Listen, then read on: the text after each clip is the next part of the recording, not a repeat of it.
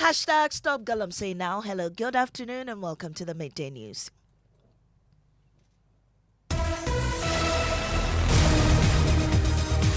Let the water flow. I will speak to him directly. President John Dramani Mahama. Yellow blood do. The Midday News is live on Joy 99.7 FM, hits 103.9 FM in Accra. We're live on Love 99.5 in Kumasi, myjoyonline.com and affiliates in all 16 regions of Ghana, including Victory FM Aflao, Radio Justice Tamale, and Dreams FM Bolgatanga. Also live on X Spaces and Facebook. The Midday News is supported by Petrosol Platinum Energy, Energizing Dreams. Coming up, former GRA Commissioner General Reverend Amishadai Owusu-Amoah in serious trouble after Shraj found him guilty of procurement breaches and corruption-related offences that caused the state a financial loss of almost 9 million cedis. We have details as Shraj says 2 of the companies engaged in the vehicle purchase contract were not tax compliant and cannot be traced. We have details of that coming up. Also, mother and 2 children injured after a 3-story building collapsed at Clagon in the Tema West municipality. Nti Maame ni nkwala no block aboni ti ama neti moja pie woni hwinim nti sesi amekasa no moda hospital na ne ba no so ayi cut we atwa ne sase glass na pipe na atwa ne sase. We're live there as rescue teams shift through the rubble to determine if anyone else is still trapped under the collapsed buildings. Also coming up, a public health disaster is brewing in Winneba, where for nearly a year, thousands of residents have been forced to rely on brown, dirty tap water. The town's treatment plant is overwhelmed, unable to purify the Galamsey-tainted River Ayensu. Some of us will have to resort into going to fetch water from the sea. The salt water. You pledge, say if you call, you will stop Galamsey. But now, it's almost 8 months, 9 months now. We're more in our continuing series, Dear Mahama, hashtag Stop Galamsey in sports. Sports Ministry is set to roll out e-ticketing system at national stadia to curb revenue shortfalls. And with less than 24 hours to the grand finale of the National Science and Math Quiz, finalists turn their spotlight from science to the fight against illegal mining, revealing in a yet-to-be-aired interview the social issues they're most passionate about addressing. Yeah.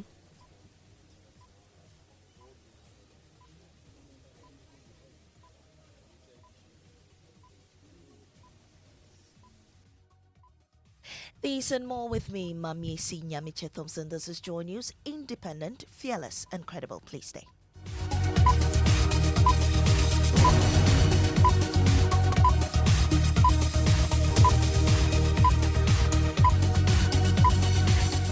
Let's get into the details now. This afternoon, the former Commissioner General of the Ghana Revenue Authority, Reverend Dr. Amishadai Owusu-Amoah, is in deep trouble. He has been found guilty of procurement breaches and corruption-related offences that caused the state a financial loss of almost 9 million cedis by the Commission on Human Rights and Administrative Justice, Shraj.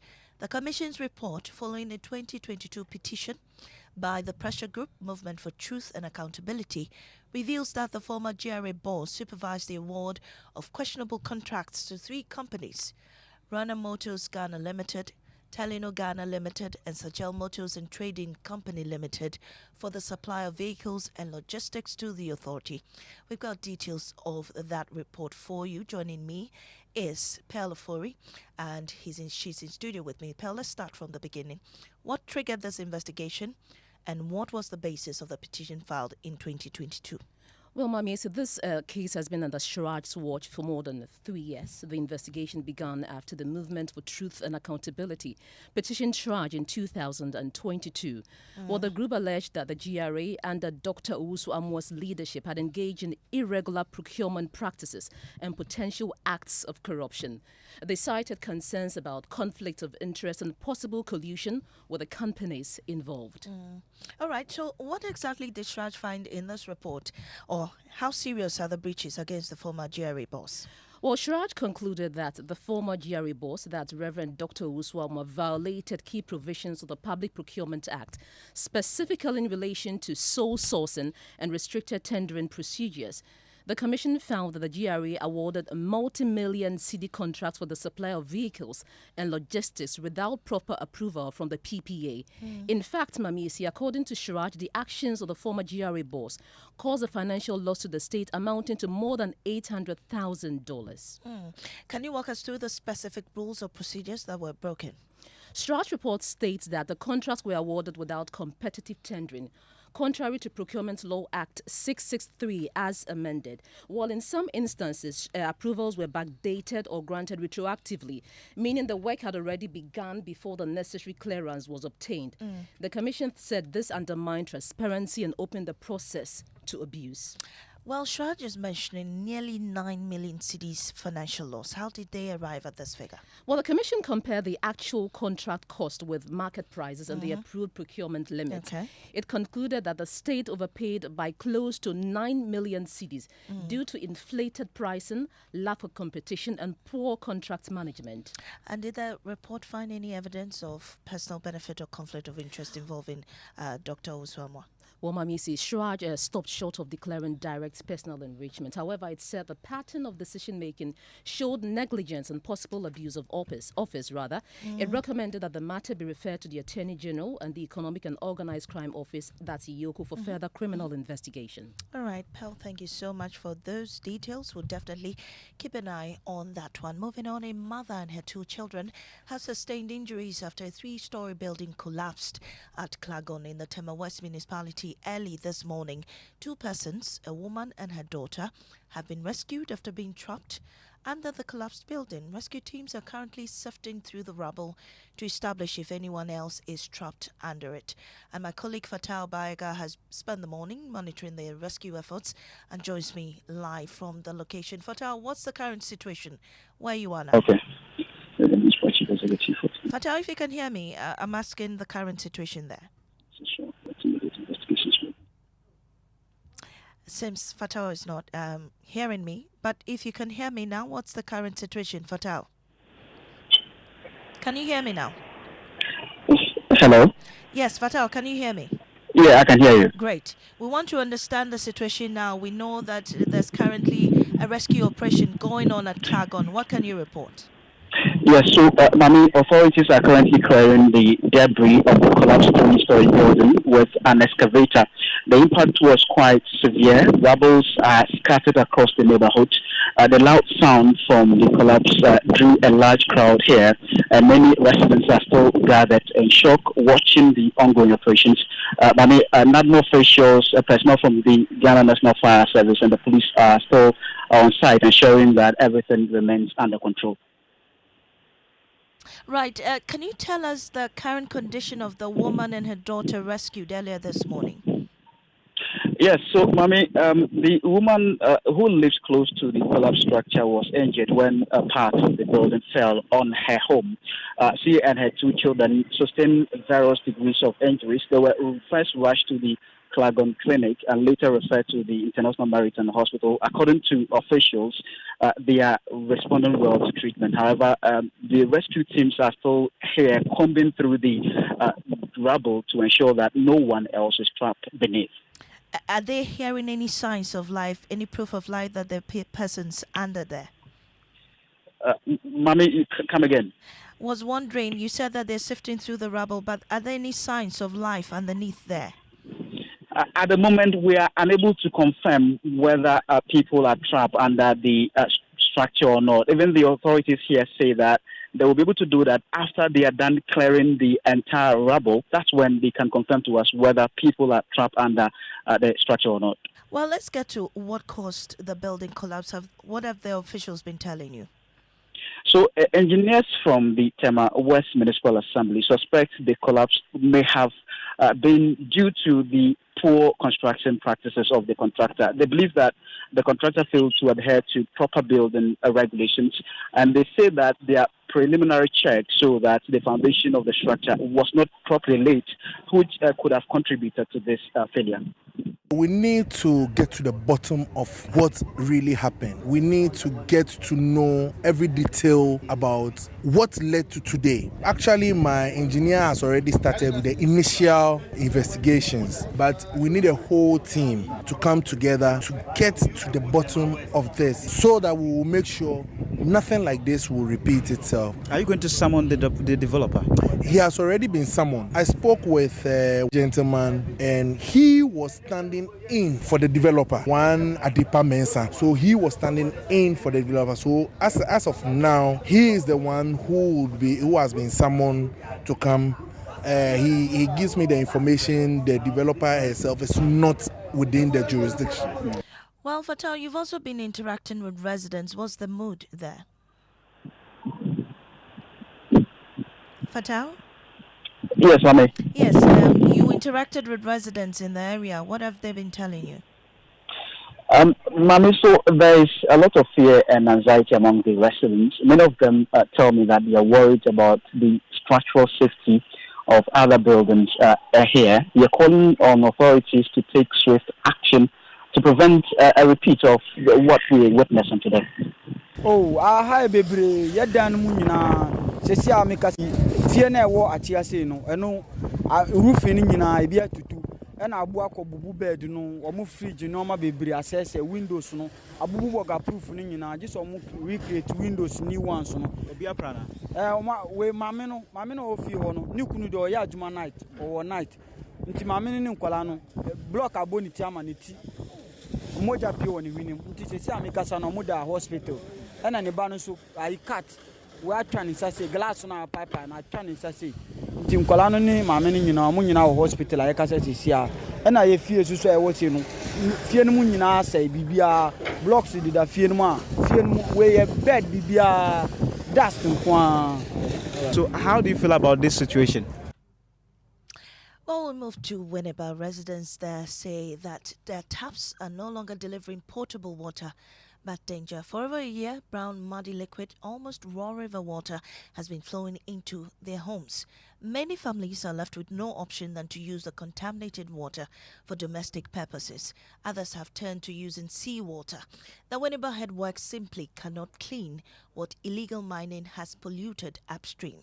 In this edition of Dear Mahama, #StopGalamsey, Winneba residents are pleading with President John Mahama to fulfill his promise to end illegal mining. We ended our semester exams last Tuesday. I went to church to give thanks to God for a successful end of semester. Meet Amos Indam, a level 300 student of the University of Education, Winneba. Today should be a joyous day, but his biggest worry is how to stay clean in a town where water has become a hazard.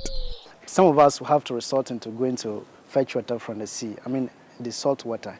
Amos is not asking for miracles, only colorless water, the kind he once learned about in class. It will marvel you to see the color of water being yellowish, containing some particles, such that even if you wash with a cloth that is white, you end up staining it. But before we started exams, I was admitted 3 times. And I think it's as a result of the water. Not that I drink, but when I bath, after finishing, I feel some scratches on my skin. And I want to believe it is because of the chemicals, mercury, that they actually used for the mining activities. The Winneba headworks is suffocating, silt choking its intake, raw water so polluted it cannot be properly treated. And as the system gasps, an entire community finds itself drowning in uncertainty. And when you ask, they say now, because of the Galamsey, the water works people used to use so many chemicals before it would be neat. Winneba is full of Amoses. Among them, elders who remember when water was not a privilege. We used to get water every day.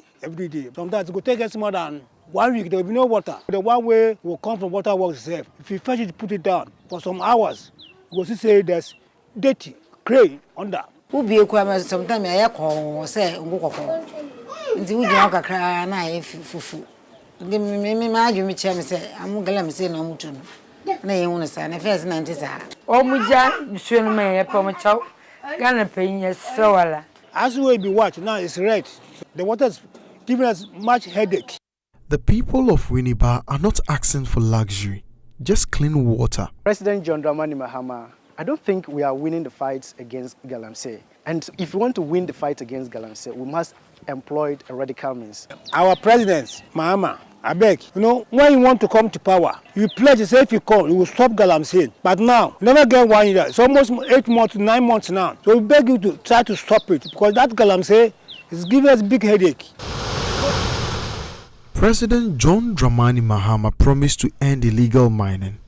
Here in Winneba, the water tells a different story. Residents say they do not want speeches, they want action, and they want it now. Emmanuel Jivenu, Joy News, Winneba, Central Region. The Church of Pentecost has defended its decision to construct prisons across the country, describing the initiative as a direct expression of the Church's mission and a practical act of compassion. According to the Church, the facilities aim to address the severe overcrowding in Ghana's prisons while offering inmates the opportunities to learn valuable trade skills such as carpentry and tailoring to support their reintegration into society after serving their sentences. Some of the Church's correctional facilities are already operational in places like Ejura and in Sowam. Apostle Eric Nyamekye is the chairman of the Church of Pentecost. Our greatest motivation in going to prisoners and building such facility of comfort is from Hebrews chapter 13 verse 3. It says that continue to remember those in prison as if you were together with them in prison. And Jesus also said that I was in prison and he didn't come to visit me. So we are visiting them, and then we are also providing a place for them as if we were in prison. For us as a church, sinners are our clients, and wherever we find them, want to go to them. It's better to make your client feel very much comfortable and be at home. That's why we are building such facilities for them. We want to make sure that they are not congested. At the end of the day, we want to give them Christ and transform their life. Well, in a short while, President John Mahama is expected to commission another facility in the Savannah region, and Presidential Affairs correspondent Maxwell Agbagba joins us with more. Maxwell, has the president opened that facility yet? Not yet, Maame, but that is expected to take place within some minutes. We've had the chairman of the Church of Pentecost and other top dignitaries arriving here on the ground. So that should happen in some minutes. But President Mahama is also expected to cut short for a big push construction in the Upper West region right after the commissioning of this facility. We know that he's already cut short for the big push construction in the Greater Accra region, in the Western region, Volta, and today is the turn of the Upper West region, Maame. All right, Maxwell. We also know that the president is going to cut short for the big push project in the Upper West region.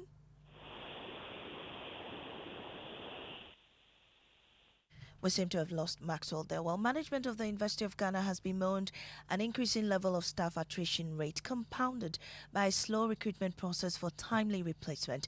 The situation, according to management, is as a result of delay in government approval of recruitment processes. First, listen to Vice Chairman of the Public Accounts Committee, Davis Opoko, who raised concern over students complaining about consistent delay in the release of semester results. But there's been some concerns with respect to release of results and delays that come with it. And I just got a message from a student, and sometimes it becomes quite frightening when you know that results should be released on a specific day, but there are delays in that. What is the university doing to address this concern and the assurances that you give to Ghanaians on this day? Thank you. I mean, in elsewhere, when they say that results will be released on the 5th of November, you know, on the 5th of November by 2 p.m., all faculties are releasing their results online for you to go and check it out. But if it happens that we are told that results will be released on this day and there are delays, it hurts the blood pressure of students. Their BP shoots high because we've all been there. Well, responding to the concern, Vice Chancellor of the University of Ghana, Professor Nanaba Amfo, says the challenges resulting from staff attrition and delayed replacement. We try to do our best, but we also sometimes have constraints. We have constraints with faculty and staff issues. we get our staff being separated from the universities, but we don't have the liberties to replace them. And that's one appeal that I would like to make, that even if we have to discuss additional clearance for additional staff, at least when people are separated, either through death, transfer, or retirement, we should be allowed to replace them, because that really affects us and it has the potential to affect the quality of our output. Thank you. Well, James F.A.G. is there at the park sitting and joins me online. James, the university also says it has referred some staff to Yoko. Why?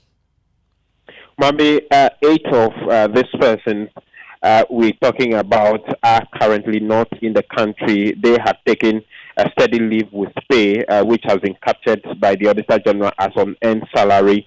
According to the Vice Chancellor, some monies have been retrieved from 2 of these 8 people. 1 person has been reconciled, and these 5 have been referred to Yoko to trace them wherever they are to retrieve the over 500,000 Ghana cedis that has been captured as on end salary from them. Wow. Which other institutions have been appearing? But today has generally been universities. The UPSC as well as Apiamenka University have appeared before the committee to answer on some infractions. The issues have been resolved. No referral in their issues. The University of Education Winneba is currently before the committee. We're waiting to see what the fallout will be, Maame. All right, James, thank you very much. And you're still listening to the Midday News here on Joy 99.7 FM. We take a break, but before that, we have sports. And then, with less than 24 hours to the grand finale of the National Science and Math Quiz, finalists turn the spotlight from science to the fight against illegal mining, revealing in a yet-to-be-aired interview the social issues they're most passionate about addressing. Future generations. Yeah.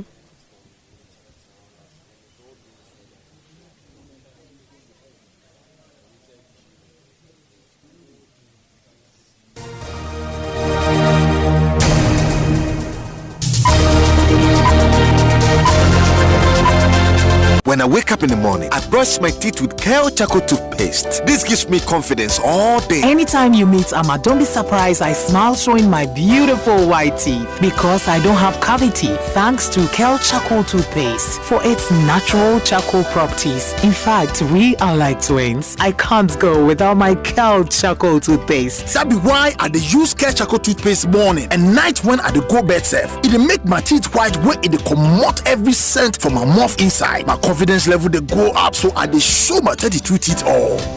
Introducing the Kale Charcoal toothpaste, formulated with activated bamboo charcoal powder, ensures whiter teeth and removes bad breath. The strong natural property of the activated bamboo charcoal removes bacteria, absorbs surface stains on our teeth caused by coffee, wines, and tobacco. Welcome, Kale Charcoal toothpaste. Kale Charcoal toothpaste. Sankofa Yenchi. Kale, happy smile. This advert is FDA approved.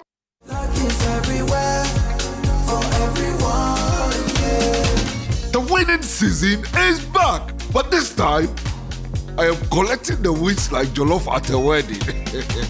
The luckiest season 3 is here. Your chance to flip your luck or maybe your bank account too. 2 easy ways to join. Dial *712#. Hit 1 to buy for you or 2 to gift a friend. Feeling lucky? Pick 1 for a random number or hit 2 to choose your own. Pay with mobile money. Done. You're in. Or go to theluckiestafrica.com, click community tickets, choose your number or let the system do so for you. You can buy a ticket for your boo or your favorite barber. Pay with Momo or card if you're abroad. 1 ticket could turn your 1 Ghana cedi into 500 times more. And the whole community could win 10 times over. Dial *712# or log on. Let's get lucky together because luck is everywhere.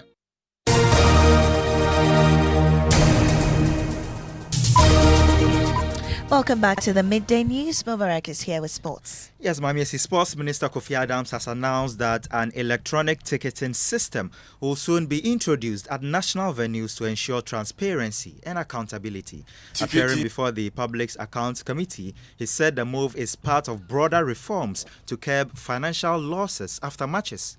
To our stadia facility during games time will no longer be 100% manual, where somebody can go and before you realize some people are printing something else and selling that one other than the real ticket. So you see the numbers at the stadium, but then when it comes to accounting for the money, less is presented. So we want to do some e-ticketing that brings about a lot more transparency. Aside that, when the money gets into the coffers, its use must follow through the standard accounting procedures and the financial regulations act that exist in this country. Kofi Adams is the Minister for Sports and Recreation. Thank you, Mubarak. This afternoon, Ghana's rice farmers say a record harvest is fast becoming a nightmare. Imported brands are flooding the market while warehouses overflow with unsold local grain. Executive member of the Ghana Rice Farmers Association, Dr. Opondia, says while government policies support local cultivation, consumer behavior and market imbalances continue to hurt farmers. Joining me on the line now is Dr. Nanama Enin Opon Indria to give us more insight into this. We're grateful for your time on the Midday News. Currently, how many Ghanaians do you think are consuming locally produced rice? It's very difficult to have that figure, but we know that there's an estimated per capita of about 45 kilos per person per year. And so, how are you dealing with the glut currently available in the country? Right now, we have had several meetings with the Honorable Deputy Minister, who has promised to get the buffer stock to mop some of the rice from the system. But we are employing that. I think the pace at which we are moving is not as fast, and farmers have already started harvesting again for this year. So if we don't move very fast, what will happen is that we already have rice sitting, then we are going to have the new harvest joining it, and they will have a lot of problems on our hands. And how does this inform your decisions or measures in the next planting season? In the next planting season, if we don't, storage is also a challenge, right? So if we don't curb this problem on time, what will happen is that farmers will decide not to produce more rice, and that will also have medium to long-term effects on rice production. So it's important that we try and resolve these issues quickly and then make sure that farmers do not get stuck with the rice that they are harvesting now and what they already have in stock. Thank you very much. And that there was Dr. Nana Ama Enin Opondia. She's executive member of the Ghana Rice Producers Association. Now, health experts are warning about rising cases of lead poisoning in Ghana linked to traditional eyeliners commonly used in northern communities. A study by the Ministry of Health in partnership with researchers found that 1 in every 4 children is affected in the affected areas has lead in their blood. Regional Programs Director Dr. Esmond Kwanzaa disclosed this on the Pulse on Joy News yesterday afternoon. Look, we had these horrific stories in the northern region, for example, when they applied these eyeliners to the newborns, they become teary for days. And so when our study revealed higher concentrations of lead in the eyeliner, they became alarmed. They never knew. This is something they grew to meet. Well, as the 2025 National Science and Math Quiz Grand Finale draws near, the contest's brightest minds are shifting focus from formulas to the future, revealing the social causes they care about most. In a pre-final conversation, contestants from Infants Pim School, St. Augustine's College and Opokuwari School identified illegal mining and its devastating toll on the environment as one of the issues demanding urgent national attention. Collins Frempong reports. Mfansipim School, St. Augustine's College and Opokuwari School are set to battle for glory in the 2025 National Science and Maths Quiz Grand Final. But beyond the equations and experiments, these young minds are thinking about a much bigger contest, the fight for a better Ghana.